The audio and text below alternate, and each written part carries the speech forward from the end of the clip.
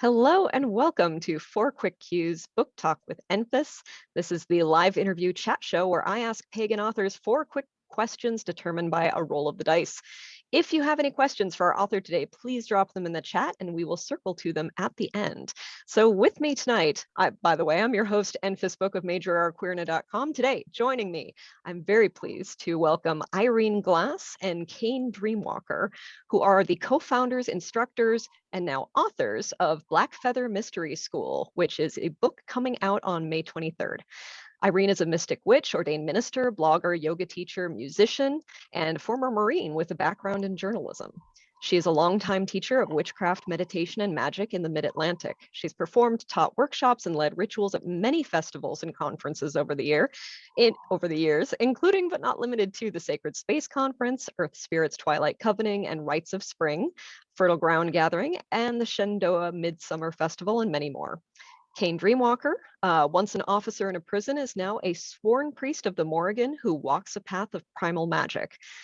Massage therapist and spirit worker, sorry, my tongue gets tied today. Massage therapist and spirit worker, Caine's life is dedicated wholly to the practice of healing arts.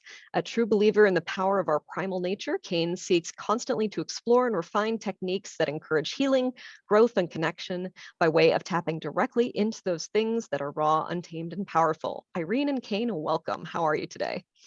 Great. Doing Thank you so much for good. Thank having you. us. Yay. Well, I'm super excited not only to have you here, but I have another new guest, which is this giant purple D20 to be our companion for the evening. And I've decided starting now, I'm going to give the dice a name. So tonight, let's name this one Claude. This is Claude, our friend, the D20. And I have approve. a really cool rainbow dice tray that I got from Third Eye Games in Annapolis, and it has a couple of green stripes, which you can't really see because of the green screen. So together, we are going on a journey of 4 questions determined at random. Are you prepared for this, Irene and Caine? I'm excited. Let's do it. Okay. It's a little late to back out now, but you know, let's go for while I have you here. Let's just do that. All right, our first number is 17, which is how do you move past writer's block? So for me personally, there are a few different things that can work. The first one is generally get up and walk away for a while. That one helps a lot. And the next one, if that didn't work, is to go outside and do something else that generally involves gardening or moving earth around. I call it shovel therapy, but for whatever reason, it helps to break things loose. The trick seems to be being outside and doing something that breaks a sweat, because I can also sometimes have that happen if I go like on a pretty vigorous hike. So something that gets my body moving, it also puts me outside. That really tends to be the magic combination. Caine? So for me, it's gonna have to be music. I try really hard to pick songs that convey the mood, the feeling that I'm after. Sometimes I'll put it on repeat. Sometimes I'll just grab an album that I know is just like particularly good for what I'm trying to do for a lesson that I'm working on. And I find that if I can just like sit and vibe a little bit to the specific tune, that tends to just moves things in there. And I as a spirit worker, I feel like I kind of live my life by like instinct and intuition and very little thought, which probably isn't good. But Seconded. I feel like music then helps tap into that like instinctual part of me that I'm writing about anyway. Awesome, right on. I love that both of you have something that involves like your physical form, whether it's like listening to something and taking in different, auditory stimuli, or just, physically getting into the dirt.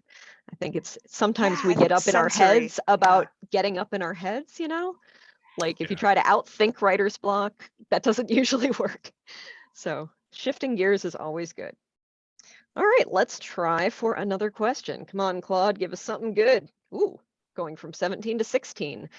What are your favorite things to teach in a workshop, classroom, or conference setting, and why? Oh, wow. So I have 2 that I fucking love. So I love teaching guising. And basically like anything that involves aspecting, where we begin to shift our relationship to who we are as people and take on who other entities are and begin to experience that in our bodies. I love teaching guising, and I love teaching energy work, specifically with a group where I can go, hey, you haven't felt a cone of power before? Let's raise one. Let's do that. Let's blow the roof off this fucking place. Like, I love that. That is my favorite stuff to teach. I think possibly because it's so embodied. As a yoga teacher, I think that I bring a certain amount of, you need to feel this in your physical self to my witchcraft practice. And both guising and energy work, specifically group energy work, they are just so physical. They really get you plugged into yourself as a practitioner in your wholeness. And I love that. That's my favorite. Awesome. What about you, Caine? So similar to Irene, I absolutely adore teaching shapeshifting.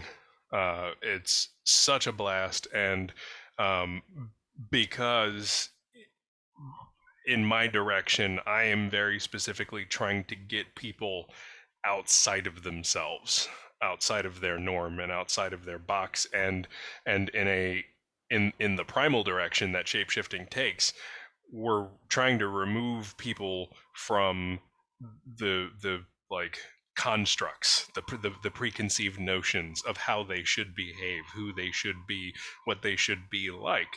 And I remember very quick story. I was teaching shapeshifting a few years ago at Fertile Ground Gathering, and as I was drumming the group to go under and then do the shift, and I had given them instructions that once the drumming finished, they were going to keep what they had shifted into and go outside and play.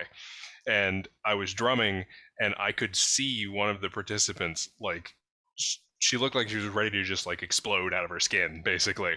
And when I finally stopped drumming and said go play, she hit the door like a hurricane and ran out, and she actually climbed on top of this big tree stump that was probably like 4 feet high, and she perched on it like a freaking owl and was just like taking in everything as this new shape, this animal shape that she took. And I was like, yes, yes, so good. And then journeying is also an absolute blast to teach people, and to see how excited they come back, they are when they come back, to be like, oh my god, I can't believe I saw this and talked to this spirit or this deity or whatever. And it's so cool to see that light bulb go off, and know that I've helped facilitate this person's direct interfacing with spirit, which I think is just so important. That sounds awesome. Yeah. Also, I see we have 2 cats on the stream. Atticus's tail keeps showing up over here. And, sorry, Lily, and Lily invaded it. Animals are fully welcome on this stream. It's all good. All right, great. So 2 down, 2 to go. Yay! Where will Claude take us next? Oh, 12. 12 is, where do you like to write? So, Caine, you can go first if you want. I have like, where do I like to write, and then there's where I end up writing. Ultimately, I really love to like get outside and sit somewhere, and I give myself headaches all the time because I'm like hunched over my phone against a tree. But when I can, I'll get out and sit on a bench like in our neighborhood underneath this big pine tree, or I'll sit right against the pine tree itself, and like be in the nature that I'm trying to help people connect to anyway. And then there's the where I normally end up writing, which you're looking at it. Where the computer is. Yeah. For me, I have some sensory processing issues, so I require a somewhat quiet environment in which to work. So my preferred space is my office. I have a nice quiet office that is painted in soothing colors and full of things that I love, and that is my preferred environment in which to work. one of the funnier things that occurred during the pandemic was my spouse began to work from home as well.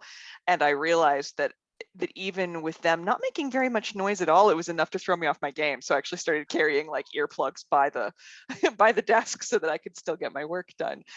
Which is not to say that they are a problem at all. They weren't. I was actually thrilled to have them home. Taking a break at midday and having lunch with them was amazing.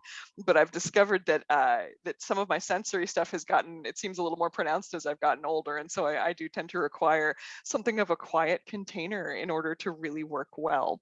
And that said, like Caine says, sometimes you also end up sitting in Walgreens or wherever, finishing a class on your phone. It happens. Absolutely. Yeah, I love those sort of like the home base kind of idea, whether that's like immediately outside your home or in your home, a place where you are very connected to the land and the space. That makes a ton of sense. All right, we have one more random question to go. I will remind folks watching online, please do feel free to drop your questions in the chat if you are watching us live on Facebook. If you're watching us on YouTube, there's no comments, so I guess you can't, but you can email me and I will pass it along if you have a question. So one more, here we go. Big money, no whammies. Come on, Claude. That 17 is a whammy. We already did that one. Oh, it's the first time I've rolled a duplicate, I think, on this show. We just got a natural 20, y'all. Ooh. 20. Yeah, this is is this the first nat 20?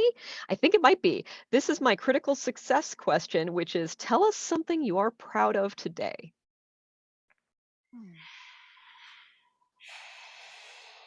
I'm really proud of this book, actually.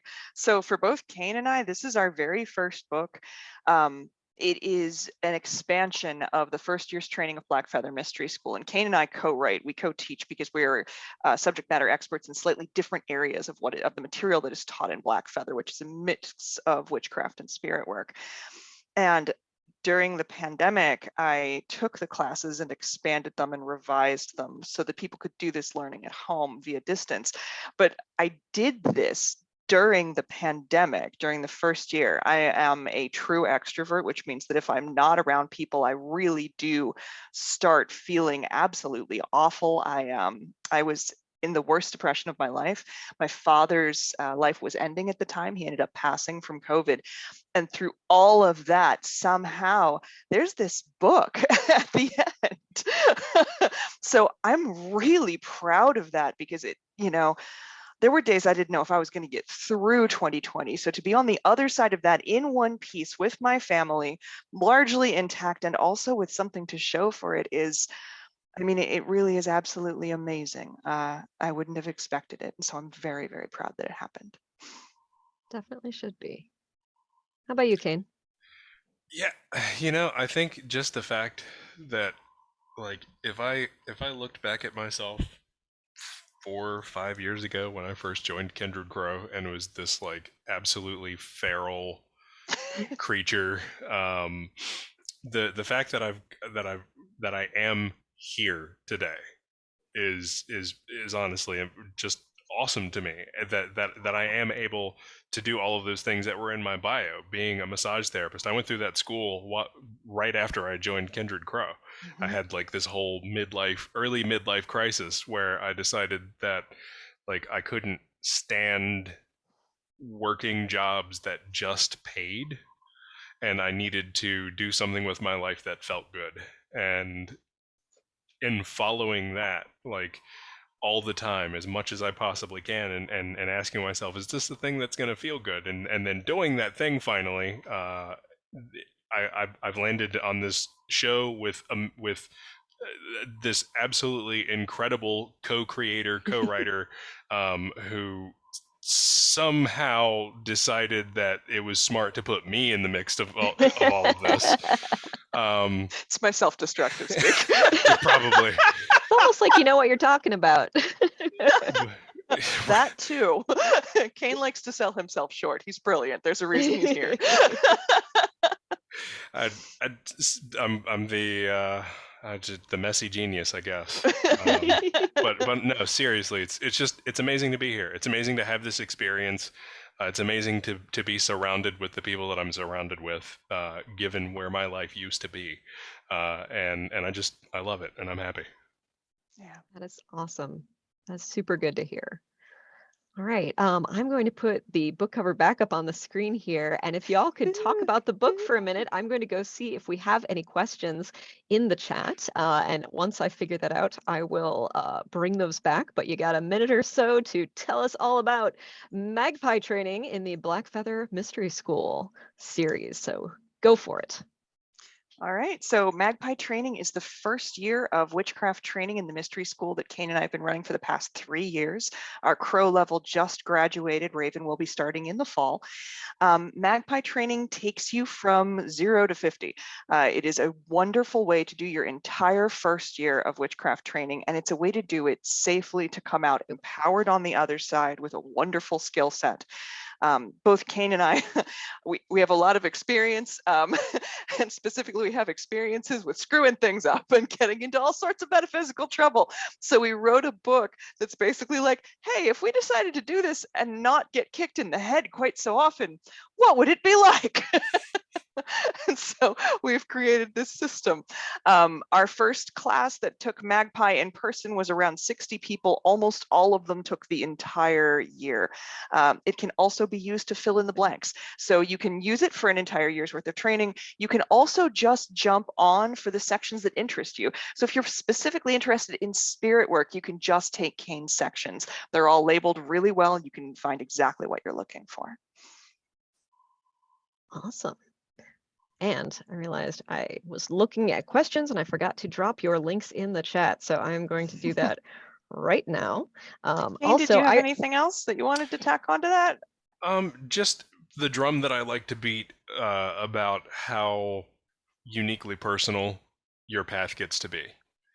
What we set out to do was not to create something that told people how to be, but to give people tools to create their own spiritual practice. And Yes. to me, that's really important. That's awesome. Yeah, having had the opportunity to read this book already, I was really impressed with how thorough it is and the depth of the experience that you offer people. It's not just a surface witchcraft 101. It's really a very deeply experiential, life-changing course. Like if you come into this book just wanting to read it and then put it down, that is not the best use of this book. Each chapter is like its own ritual, and you get into ritual headspace. You have an established daily practice from like the very first chapter, and part of that practice is like a self-reflection and self-affirmation, and I think that's just so cool. And really building empowered, smart, powerful witches in the world is just, it's phenomenal the way you are able to do that through an async kind of method as a book. So congratulations, you both have a lot to be proud of.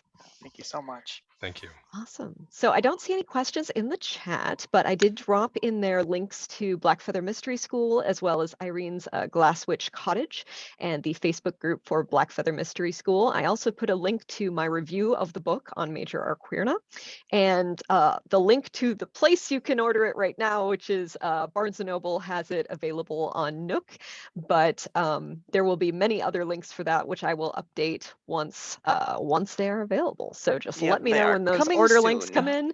Yep. So when they come in, I will add them to my blog post and also to the comments on this for people watching much later. So thank you both for being here. This was a delight, as I expected it to be, because you're both such wonderful folks. One other quick note, Irene is very involved in leading the Cups community at the Frederick Unitarian Universalist Church in Maryland, and I'm going to be teaching a class there in 2 weeks on queering your magical practice. So more information about that is on my Facebook page. If you want to check it out, it'll be both in person and on Zoom. So even if you are far away, you can still join us for that. Wanted to tell folks about upcoming guests as well. Got a super good slate coming up the next few months. I'm so excited. So May 23rd, Christopher Penczak is going to be here, which I'm super stoked about. He wrote the foreword for my book, and I'm very excited to get to chat with him more. Then June 1st, we have Thomas Prower, who wrote a book on queer magic and many others that are just like one on Santa Muerte and one on doing justice work as a magical person, just some great stuff. June 6th, we've got Mara Starling, who wrote Welsh Witchcraft, which came out very recently, and I've really been enjoying. June 29th is Jane Meredith, who wrote a book on embodied Kabbalah that I had the pleasure of advanced reading, and it's absolutely fantastic, and I'm super excited to talk to her as well. July 6th, we've got Amy Blackthorne, who wrote Amy.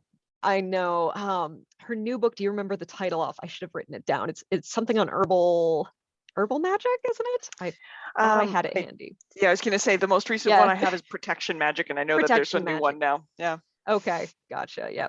And then also July 27th, Victoria Ratchkey, who is a fiction author and also the host of the Witchlit podcast. So really excited to have all those folks. Really excited to have had you here today. So thank you so much, Irene and Caine. I hope you and everyone else out watching here has a really great rest of your day. Thank you so much, Enfys. Bye, everybody. Bye.